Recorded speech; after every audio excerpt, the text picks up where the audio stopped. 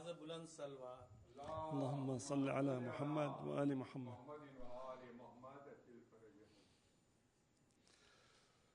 اللهم صل على محمد وآل محمد. Excuse me.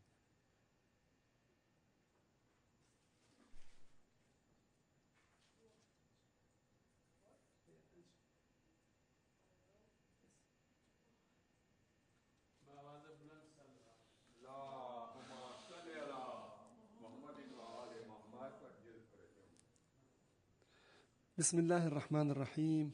الحمد لله رب العالمين، والصلاة والسلام على سيد المرسلين محمد وعلى آل بيته الطيبين الطاهرين الذين أذهب الله عنهم الرجس وطهرهم تطهيرا. السلام عليكم ورحمة الله وبركاته. As I was saying yesterday, nobody can do justice to speaking about Quran. Only Allah and Ahlul Bayt are the ones who are best at that. We people, no matter how great of scholars we become, and I'm not claiming I am, but no matter how great of scholars we become, no matter how much we know and we learn, we fall short from really, giving the Quran its value. The same thing goes for the Imam. Because as I was saying yesterday, when the Quran on the Day of Judgment appears and comes as a human being, in a human being form, passing through the shuhada. And by the way, shuhada are not only the people who get killed in the battlefield defending the religion of Allah or the path of Allah. Scholars are mainly the ones who are identified as shuhada because they witness to the truth with knowledge. So shaheed is a shaheed, and he witnessed to the truth. But alim is a stronger shaheed because he is the one who is going to clarify the way. And he is the one who is going to motivate the people to follow the path of Allah subhanahu wa ta'ala and Ahlul Bayt and the path of Imam Hussein alayhi salam. And so the Quran, when coming through the group of shuhada, they understand the Quran to their level, so they see the Quran as one of them. But the Quran passes them and goes through the prophets, and the prophets know the Quran to their level, so they think the Quran belongs to them, is one of them, one of the prophets, but they don't know who it is. But the Quran passes them until the Quran is met with Muhammad wa Ali Muhammad, that's where the Quran belongs. These are the ones who are to the same level as the Quran. So the Quran, really, the level of the Quran is, to us, we see the Quran to our level. We see the Imam also to our level. The more we know, the more we grow toward Ahlul Bayt, the more we get to know them. And then the more we get to value them. So tonight, inshallah, I will just touch on the very surface of that fact. I will start with presenting one of the books among hundreds of books that were written to clarify who Ahlul Bayt are to the level of the authors. So one of them is Sayyid Allama, he is also Marja, Sayyid Ahmad Mustanbit. He wrote many books, but one that is specific about this topic, the book of Al-Qatra min Bihari Manaqib al-Nabiy wal-Utra, the droplet of the ocean of the characters of Muhammad wa Ali Muhammad. So all, Allahumma salli ala Muhammad. And really, this is a droplet. Well, once we understand that they are the first creation, and everything else comes through them. Once we understand the speech that Allah addresses Muhammad sallallahu alayhi wa sallam, and that goes to Ahlul Bayt also, خَلَقْتُ الْأَشْيَاءَ لِأَجْلِكَ, I created everything for you. What does that mean? When you give a gift to somebody, Do you give the gift that they don't like? Or do you give them the gift that they like? This entire existence was given to Ali Muhammad and it was made to the taste of Muhammad wa Ali Muhammad. Meaning, all the beauty you see in the universe, all the knowledge, all the wisdom, all the greatness, all the majesty is the taste of Muhammad wa Ali Muhammad. So this beauty reflects the beauty of Ali Muhammad. Ali Muhammad means Rasulullah and Ahlul Bayt. This universe reflects the knowledge of Muhammad wa Ali Muhammad, the wisdom of Muhammad wa Ali Muhammad. So when you see things and you understand them and you say, and you really feel that connection between the beauty you are witnessing and the beauty of the mind of Ahlul Bayt, that's when you say, Allahumma salli ala Muhammad wa Ali Muhammad. When you see the knowledge embedded in this world, and we only see very little of this world. Allah subhanahu wa ta'ala says, فَلَا أُقْسِمُ بِمَا تُبْصِرُونَ وَمَا لَا تُبْصِرُونَ. I swear by what you are seeing, by what you are capable of seeing and unable to see. And we know today that the things we see are very, very little in comparison to the things we don't see. Not speaking about the angels, not including the world of jinn. Just this universe, the material universe, what we see of it is very, very, very little in comparison to the things that we don't see. And what we know is very, very, very little in comparison to the things we don't know. And all of that is embedded in the taste of Muhammad wa Ali Muhammad. In the likeness, this is what they like. And you don't like something you don't know. So they know everything that Allah created. There is nothing that Allah subhanahu wa ta'ala created that Ahlul Bayt alayhim salam are not aware of. Ya rahmatullah al-wasi'ah. You're talking to Imam Hussein. That goes to Nabi Muhammad, that goes to Imam Ali, that goes to Fatima al-Zahra also. All of them are Babu Najat al-Ummah. All of them, each one of them. For example, had Imam Ali been in Karbala instead of Imam Hussein, he would have done the same thing. If Imam Hassan al-Askari was in Karbala, he would have done the same thing. If Rasulullah was in Karbala, he would have done the same thing. They are one thing. They are the same person in many different forms, if you wish. And Imam Ali speaks of that. أَنَا الَّذِي أَظْهَرُ كَيْفَ شَاءَ اللَّهِ. I appear, meaning when Imam Hussein appeared, it is Imam Ali. The personality of Imam Ali was in Karbala. The personality of Rasulullah was in Karbala. The personality of Fatima al-Zahra was in Karbala. In Imam Hussein. The personality of Imam Hassan was in Karbala.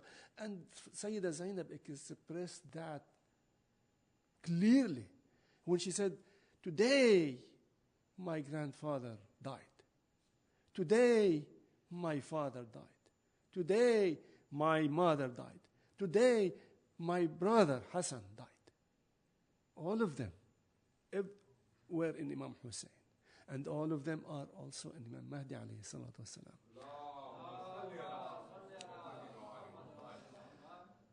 I don't want to present the ma'ajiz of Ahlul Bayt. They are literally unlimited. I mean, you cannot account for all of them. But tonight I will mention things from this book, and they are mentioned in other books also, that relates to the subject that we are in. Ahlul Bayt alayhim salam were here not to perform miracles. They were miracles themselves. The personality of the Imam is a miracle by itself. Performing miracles was due to the fact that we needed that. We didn't have enough capacity to see the Imam, so the Imam had to display some of his power that Allah gave him so that we see that the Imam is truly an Imam. And we understood very little of the Imam. And there are, I know every one of us have heard many, many, many miracles of the Imams. But tonight I'll mention some of the scientific miracles, some of the miracles that relates to the knowledge and to the education and to the guidance the Imams meant for us. And I will also mention some of the great miracles that are material, something that everybody will understand, and something that doesn't really may take brain to understand, because it's something that Imam performed, and it was very impressive. And nobody can account for all the things that Imams did. But tonight I will share some of them that I find very useful for everybody. I will start with Imam Zayn al-Abidin alayhi salam. And I will mention, when you talk about Imam Zayn al-Abidin, the first thing that comes to our mind is his standing in Karbala, his standing in front of Ibn Ziyad, his standing in front of Yazid, and that's another Hussein standing. That's the bravery, the knowledge. You should be able, the speech that he made in the presence of Yazid was amazing, and it showed bravery. No one would dare to say what Imam Zayn al-Abidin said in front of the greatest and meanest king of Bani Umayyah. When he described Imam Ali the way he described him, that defeated all the purpose of Yazid and all the purposes of all the accumulation of the history from the day of Saqifa to the day of Karbala. In one speech, Imam Zayn al-Abidin defeated all of that. So there isn't enough time to do that, but we will touch a little bit about one of the stories that usually is attractive to children, it's attractive to older ones too, to us. I love that story. A man used to go to Hajj every year, and he was a businessman. And every year he would make sure that at the end of Hajj he goes to Medina to make a ziyarah for Imam Zayn al-Abidin. And he was rich also. So every year he made sure to take a gift for Imam Zayn al-Abidin. One day, on one of his trips to Hajj, his wife told him, "Who is this Ali bin al-Hussein? Why is he so important to you?" She doesn't know. There was a lot of secrecy. Bani Umayyah tried to hide the history of Ahl al-Bayt, to keep it away from the people. So she didn't know, even though her husband was not necessarily a Shia, but a person who loved Imam Zayn al-Abidin. All Muslims loved Imam Zayn al-Abidin. Anyone with just fair mind among Muslims loved Imam Zayn al-Abidin. So he was one of them, and he respected him, being the grandson of Imam Ali, or the related.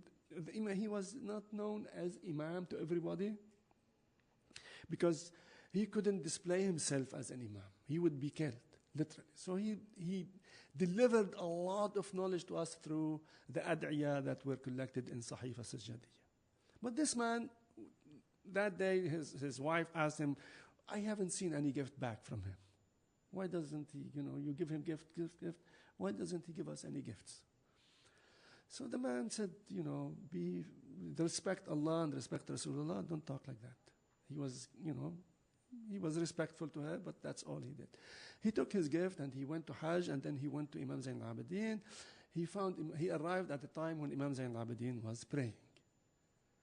It's prayer time. So Imam, after he said salam, Imam says, "Can you help me with my wudu?" He said, "Yes, I would be happy. Just pour water in." So he gave him the jar, and he gave him the pot, and the man was pouring water on the hands of Imam Zayn al-Abidin. And Imam asked him, "What is in the jar?" He says, "Water."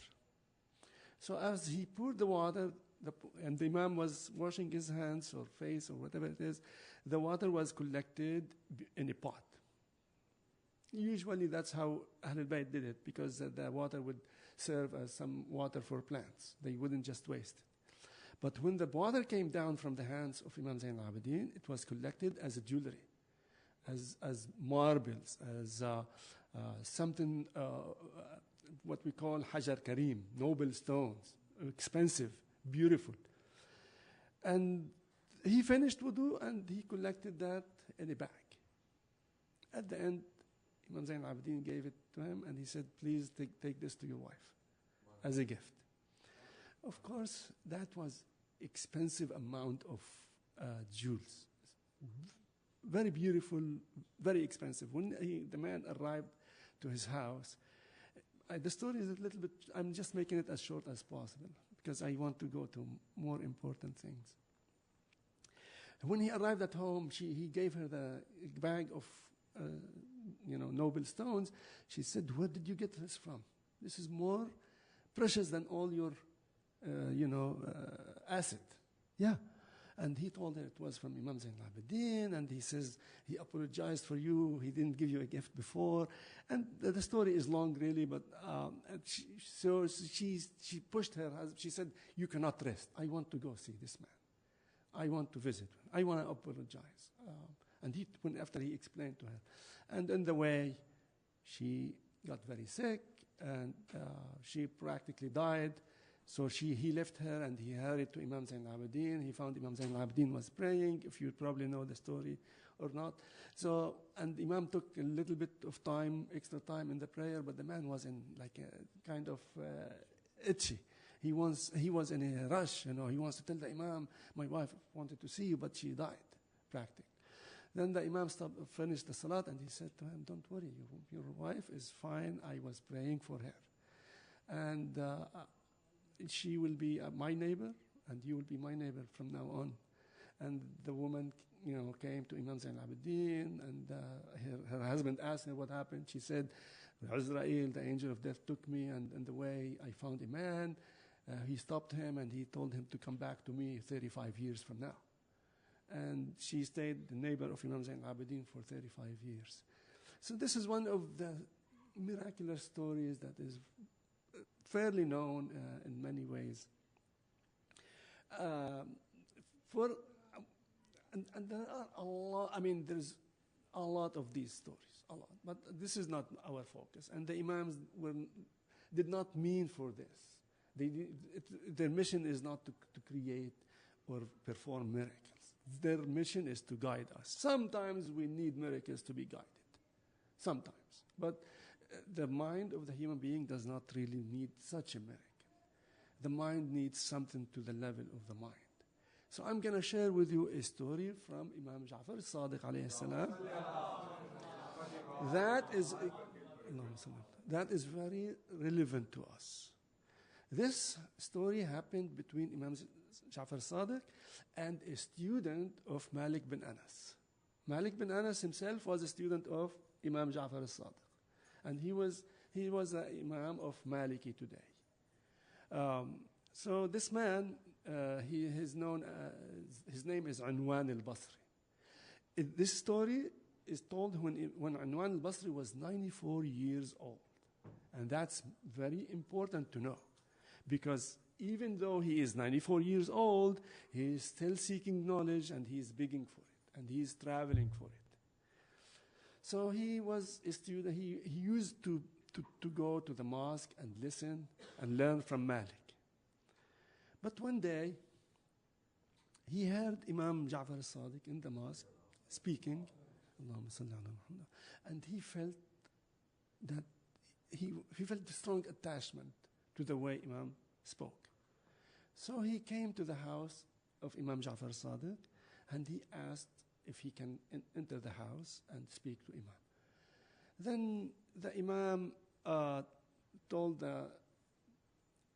his doorkeeper, if you want to say that, or servant, to tell Anwan that he should continue to go to and learn from Malik.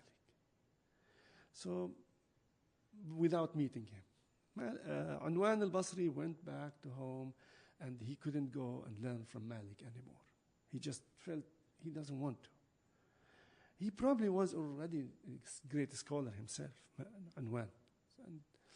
And he felt like if Imam is not, or he didn't call him Imam to start with, he just called him as a great scholar from Ahl al-Bayt. And because the Imam, the way we know it today, was not as popular. People were scared to say he is an Imam, because that means death.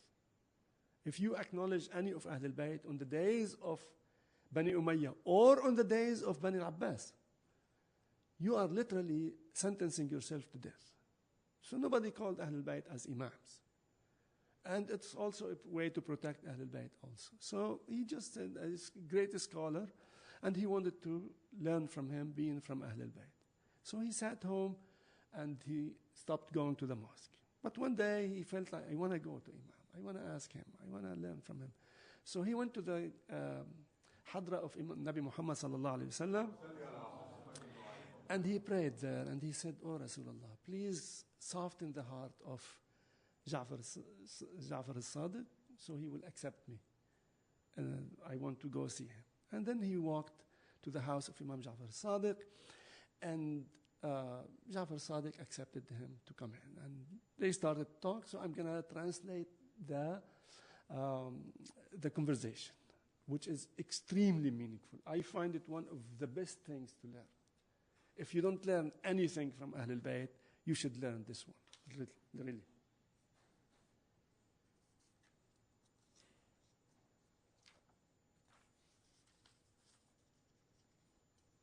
اللهم صل على محمد وآل محمد. So after salam and short conversation, Imam Ja'far Sadiq asked him, what is your kunya? He says, I am Aba Abdullah. His name is Anwan, but he's also known as Aba Abdullah. So Imam prayed, he said, may Allah make this kunya deserved by you. May Allah make it fit for you. So he says, Anwan says, he spoke to himself. He said, if I didn't get anything from this visit except this dua from Ja'far Sadiq, I am satisfied. So he asked, then Imam said to him, what do you want? He says, I want to know, I want to learn from you. I want to learn something from you. So I'm going to start reading the translation of the conversation. Imam Ja'far Sadiq answered this way. He says, knowledge is not gained by learning the way we go to school and listen to the teacher and then I memorize things. But it is a light that falls in the heart of those who want it. If you really are eager to know, Allah will let you know. So if you seek guidance and Allah finds you honest about that, Allah will give it to you. So if you really seek knowledge, then the first step in seeking knowledge is you need to establish in yourself that you are a slave. You need to come to that fact. You should, and then he explains what that means. So the first thing you need to establish in yourself is ubudiyya. The truth ubudiyya, the true ubudiyya, the factual ubudiyya, the actual ubudiyya. And then seek knowledge by using it. Exactly. Whatever you know to be true, you know this is the way to do it, just do it the way it is. That's how you gain more knowledge. You want to learn? Apply the knowledge. And then seek Allah subhanahu wa ta'ala guidance. And Allah will find a way to guide you. Then he says, then what is the actual ubudiyya? What's the actual slavery to Allah? How do I accomplish it? Imam said three things. That the fact of the true ubudiyya to Allah is based on true things. And remember, he is 94 years old. We are way younger than that. We can learn from this hadith a lot, and we can apply it. So he said, number one is, the true slave does not find himself an owner of anything that Allah trusted him with. I am not an owner of anything, not even my body. I'm not an owner of anything. Allah, I know I am trusted with this body. I'm trusted with this mind. I'm trusted with a wife. I'm trusted with a car. I'm trusted with my job that earns me some money. I'm trusted with children. I'm trusted with my family. I'm trusted with my neighbor. I'm trusted with my company, my friends. I'm trusted with these things that Allah subhanahu wa ta'ala gave me some charge over. And then once you see that you are being trusted with these things and you are not an owner of them, then you are not doing anything with any of these things except what Allah wants you to do. So this is step number one. If you cannot accomplish that, you will never learn. You need to bring that fact into yourself, and you need to build your life on that. I am a slave to Allah. I am owned by Allah. I was made by Allah. I belong to Allah. He is the owner of me and everything else. You need to learn that. So you need to establish that fact in yourself. Whether it's money, whether it's relationships, whatever it is. Knowledge, even your knowledge is not yours. You are trusted with this knowledge. And many of our knowledges, many of them, will finish once we go to the other side.